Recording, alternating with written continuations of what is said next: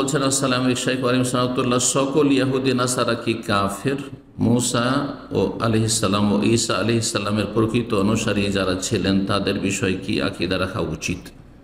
রাসূলুল্লাহ সাল্লাল্লাহু আলাইহি ওয়াসাল্লামের আগমনের আগ পর্যন্ত যারা আহলে কিতাব ছিল ইহুদি এবং নাসারা, তারা যদি তৌহিদের উপর থেকে থাকে, তৃতীয়বাদে বিশ্বাসী না হয় খ্রিস্টান, অথবা ওজাইরকে আল্লাহর পুত্র না বলে থাকে, তৌহিদ রক্ষাকারী যদি তারা হয়ে থাকে, তাহলে তারা মুক্তি পাবে।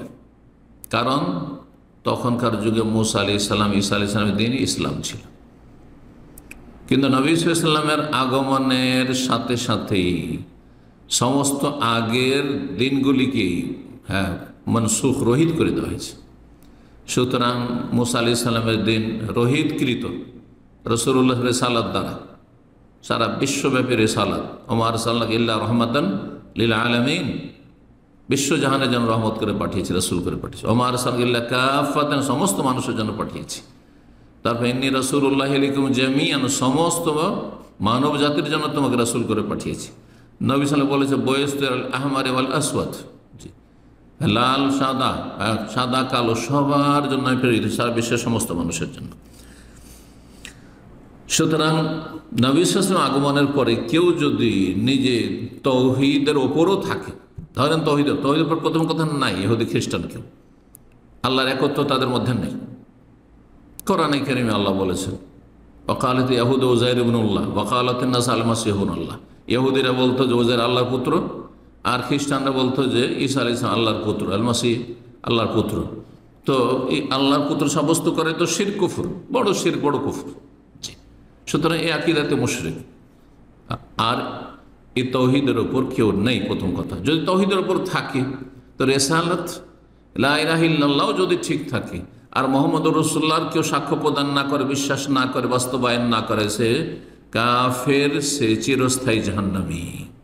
কারণ কালেমাতে কয়টি অংশ রয়েছে? দুটি অংশ রয়েছে, দুটি শাহাদাত দিতে হবে, শাহাদাতাইন। জি, মনে রাখবেন, দলিল অনেক রয়েছে। আয়াতকে একটি বললাম যে নবী সাল্লাল্লাহু আলাইহি ওয়াসাল্লামের রিসালাতে সাক্ষ্য প্রদান না করলে মুসলিম না কাফের, মুমিন না কাফের, জান্নাতি না জাহান্নামী, চিরস্থায়ী জাহান্নামী। হাদিস শোনেন, সহিহ মুসলিম হাদিস হয়েছে, নবী সাল্লাল্লাহু আলাইহি ওয়াসাল্লাম আল্লাযী নাফসি বিয়াদিহি, আল্লাহর কসম করে বলছি যার হাতে আমার প্রাণ রয়েছে, লা ইয়াসমাউ বি আহাদুম মিন হাযিহিল উম্মাহ ইয়াহুদিয়ুন ওয়ালা নাসরান, আমার সম্পর্কে রাসূল বলছেন এই মানব জাতির, মিন হাযিহিল উম্মাহ, এই মানব জাতির, ইহুদি হোক বা খ্রিস্টান হোক, আর হিন্দু হোক, আর অন্য মজুস হোক, নাস্তিক হোক, আর কেউ হোক, বুদ্ধিস্ট হোক, কেউ যদি শুনতে পায় সুম্মা ইয়ামুতু, তারপরে সে মারা গেল, ওয়ালাম ইউমিন বিল্লাযী উরসিলতু বিহি, আমি যে রিসালাত, পেগাম, মেসেজ নিয়ে এসেছি আসমানি, তার উপর যদি ঈমান না নিয়ে আসে, ইল্লা কানা মিন আসহাবিন নার, তাহলে সে জাহান্নামী, সে জাহান্নামে যাবে।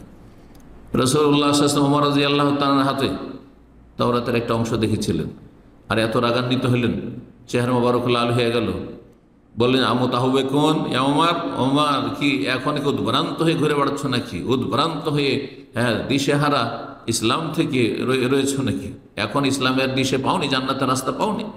আল্লাহ আল্লাহ কসম করে বলছে লাউ কানা মূসা হাইয়া, মূসা আলাইহিস সালাম যদি আজকে জীবিত থাকতেন, মা ওয়াসিউ ইল্লা ইয়াত্তাবিআনি, অন্যের রয়েছে মা ওয়াসিআনি ইল্লা মা ওয়াসিয়াহু ইল্লা ইত্তিবাই, তার জন্য আমার অনুসরণ করা ছাড়া, আমার পথের পথিক হওয়া ছাড়া, আমার কালেমা পড়া ছাড়া, আমার আদর্শ অনুযায়ী জীবনযাপন করা ছাড়া কোনো মুক্তির সুযোগ ছিল না। মা ওয়াসিয়াহু, তার জন্য কোনো উপায় ছিল না, ইল্লা ইত্তিবাই, আমার অনুসরণ করা ছাড়া। জি।